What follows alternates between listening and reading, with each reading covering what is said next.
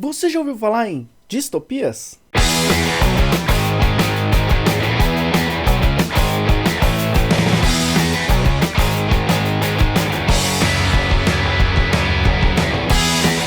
Bem-vindo ao Macaca da Vida que está aí assistindo ao Nerdoido Show, o vlog completamente doido do blog Nerdoidos. Aqui quem fala é o seu Magrano Mestre Normas Lorien. E hoje nós iremos falar sobre obras da ficção que trazem futuros distópicos. O que é distopia?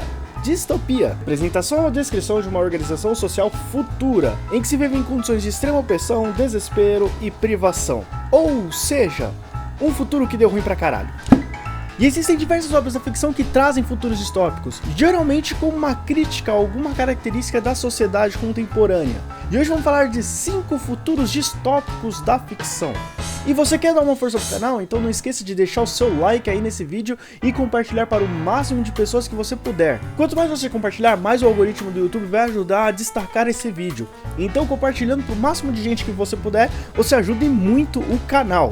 Então vamos logo para a nossa lista desse vídeo.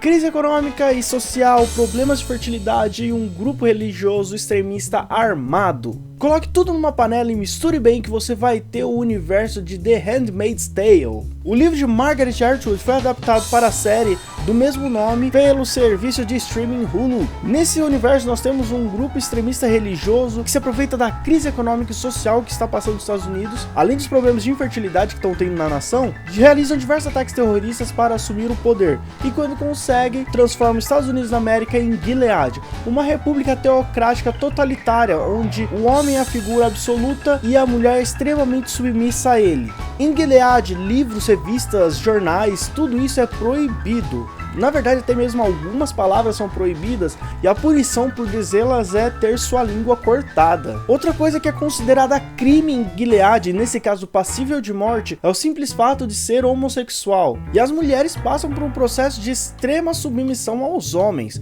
Na verdade, elas ocupam apenas 4 posições na sociedade de Gilead. A primeira e a mais elevada classe social que uma mulher pode ter em Gilead é ser a esposa de um dos comandantes. Vale lembrar que mesmo sendo esposa do comandante, em Gilead é proibido o sexo por prazer, ele só pode ser feito para reprodução. E ainda assim os comandantes não fazem isso com suas esposas. A segunda classe são as martas, que seriam as empregadas das famílias dos comandantes. Terceiro, nós temos as tias, que são as que cuidam e treinam as aias. E por quarto, mas não menos importante, até porque é o ponto principal da série, temos as aias, que são mulheres férteis que são obrigadas a fazer sexo com o comandante para gerar filhos. E nós então acompanhamos June, cujo nome passa a ser Offred, já que nem mesmo o nome dela é permitido ter quando ela se torna uma aia, e que todo mês no seu período fértil passa pela cerimônia, momento em que ela é forçada a ter sexo com o comandante para tentar gerar um filho para ele. Conforme a história se desenrola, nós recebemos informação sobre o que aconteceu antes da Revolução e o que aconteceu após a Revolução, a construção de Gilead e as consequências dos atos de cada personagem. E é uma série que te prende porque você começa a se importar muito com cada um dos personagens, exceto com o comandante Waterford. Ele pode tomar no meio do olho do Londres, cidade da superpotência da Oceania, governada pelo partido no ano de 1984. Só pelo ano que estou falando, você já deve ter deduzido que a obra que eu irei falar agora é 1984 de George Orwell. Nessa obra nós somos apresentados ao Grande Irmão como um líder e um símbolo de um governo totalitário que mantém vigilância constante de todos os seus membros. Ou você achou que o Big Brother lá do reality show vinha porque eles eram grandes irmãos? Não, é porque eles são controlados o tempo todo. Big Brother também é cultura, gente. Não é não? Não. Não. E é nesse contexto que somos apresentados ao Winston, um membro do partido externo, que seria uma classe intermediária da autarquia da superpotência. E como classe intermediária, Winston sempre sente aquela pressão entre aceitar o sistema vigente ou se rebelar contra ele. E ao lado de Julia que ele participa de uma revolta secreta contra o partido e o seu governo opressor. George Orwell é considerado por muitos o pai das distopias. Aqui a chave para esse sistema funcionar é uma vigilância constante e permanente de todos os seus cidadãos. O Grande Irmão sabe para onde vai e o que falam cada um dos membros dessa sociedade. E o que nos faz refletir hoje, 70 anos depois de que essa obra foi publicada, o quão escassa está a nossa privacidade, já que temos diversos aparelhos que mantêm esse sistema de saber para onde a gente vai a qualquer momento.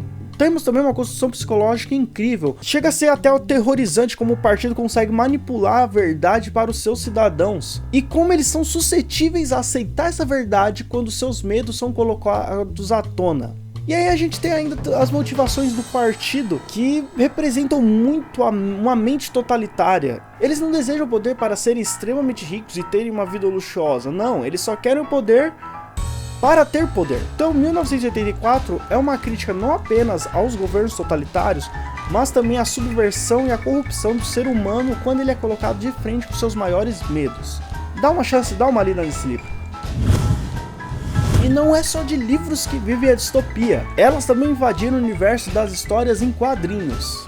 Em V de Vingança, a HQ escrita por Alan Moore, que rendeu uma adaptação para os cinemas estrelado por Natalie Portman, temos no Reino Unido um governo fascista que chegou ao poder com apoio popular. Sim, a população foi à rua pedindo um governo fascista nessa história. E após os confrontos e ter assumido o poder, esse governo cria inclusive campos de concentração para manter aqueles que ameaçassem a pureza da raça britânica. Todos que não faziam parte dessa população perfeita eram colocados lá nos campos de concentração. Isso inclui negros, homossexuais, imigrantes e até mesmo inimigos do governo. E era nesses campos de concentração que essas pessoas passavam por tortura e experimentos. E a nossa história começa quando membros do governo e personalidades famosas começam a ser assassinadas. Então a gente acompanha Eve no seu primeiro dia tentando ser uma prostituta para não morrer de fome, quando ela é atacada por um dos dedos, uma espécie de polícia secreta que tem como objetivo denunciar qualquer cidadão que esteja fazendo coisas não quistas pelo governo. Esse homem que faz parte do governo tenta estuprá-la, mas acaba sendo morto por Vi, um vigilante mascarado que salva Eve naquele momento. Vi então leva a Eve, tá difícil ficar falando Vi então leva a Eve para o seu esconderijo, onde ele vai explicar um pouco sobre a história da revolução, sobre os campos de concentração e tentar explanar seus ideais revolucionários. V de Vingança é uma das mais aclamadas graphic novels da história, que chegou a gerar um filme que rendeu diversos prêmios de melhor atriz para Natalie Portman. Então, para quem gosta de história em quadrinhos e para quem gosta de universos distópicos, V de Vingança é uma leitura obrigatória. Um governo totalitário e isolacionista, onde o seu líder é considerado uma divindade e qualquer ação contra o poder é passível da morte. Eu poderia estar falando da Coreia do Norte, mas eu estou falando do Japão no livro Battle Royale. Eu já falei do livro Battle Royale aqui, mas foi em outro contexto, quando eu estava falando mal do filme que foi feito, porque o filme é uma bosta. Mas agora a gente vai falar realmente do livro. Nesse Japão distópico, após uma revolução, um governo totalitário assume o poder e ele controla tudo que os cidadãos fazem, até mesmo a música que eles escutam é controlada. E é ali que nós somos apresentados a um sistema de treinamento / alistamento militar um tanto curioso. O governo, alegando que não existe um alistamento militar obrigatório, cria o programa. O que seria o programa? Basicamente ele pega uma turma de 5º ano e joga numa região totalmente isolada. De todas as crianças que entram, apenas uma pode sair. É isso mesmo. Entram 40 crianças e elas têm que se matar até que sobre apenas uma. E a história se passa quando a turma de Shinji é selecionada para o programa. Nós vamos acompanhando o andamento de cada um dos personagens ali naquele momento.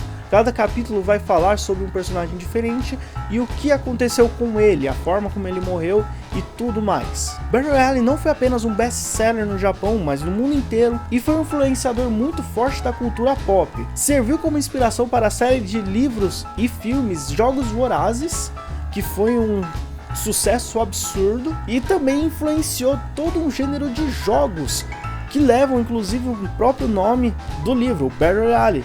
Jogos como Fortnite, PUBG e Apex são baseados nesse conceito. Em Neuromancer nós somos apresentados a Case, um ex-cowboy, que é basicamente o nome que o livro dá para os hackers. Case fica em possibilidade de exercer sua profissão depois de tentar passar a perna em um de seus empregadores e esse injetar nele uma microtoxina que o impede de se conectar à Matrix. A Matrix nada mais é do que o cyberespaço, onde são transmitidas todas as informações digitais. Nesse livro, para acessar os sistemas e quebrar barreiras de segurança e injetar vírus, o hacker é conectado a um console que o transporta para dentro desse cyberespaço. Depois de gastar todo o dinheiro que ele roubou do seu empregador e passar anos tentando encontrar uma cura, é que Casey se encontra com Armitage e Molly, que encontra uma cura para ele e formam assim uma equipe que realiza diversos assaltos no cyberespaço. E é aí que a trama toda se desenrola, com manipulação de memória, inteligência artificial, grandes corporações querendo dominar o mundo, microtoxinas, super drogas, bairros periféricos do Japão e dos Estados Unidos recheados de neon e criminosos, enfim, todos os elementos que você espera de uma ficção científica do estilo cyberpunk. Na verdade, William Gibson é considerado o pai do cyberpunk justamente com o livro Neuromancer, que criou diversos dos conceitos que nós temos nesses futuros extremamente tecnológicos. E novamente nós temos aqui grandes corporações manipulando a sociedade, guiando o seu destino, tramando guerras e elegendo líderes a fim de conseguir mais e mais lucro e poder. Neuromancer conseguiu inclusive prever muitas das tecnologias que nós viríamos ter hoje em dia, como óculos de realidade aumentada,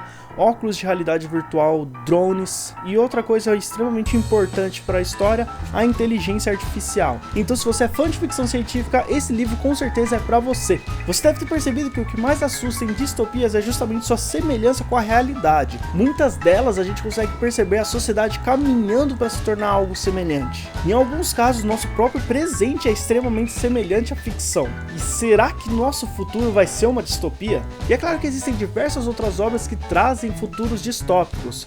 Se você quiser uma parte 2 desse vídeo, deixa aí nos comentários. E se você curtiu o vídeo, não esqueça de deixar o seu joinha nele e novamente compartilhar para o máximo de pessoas que você puder para tentar ajudar o canal. Se você não foi inscrito, deixe o seu like, ative o sininho das notificações para não perder nenhuma atualização. Me segue também nas redes sociais, porque é por lá que eu interajo com os inscritos do canal e com os seguidores do blog. Nos vemos no próximo vídeo. Falou!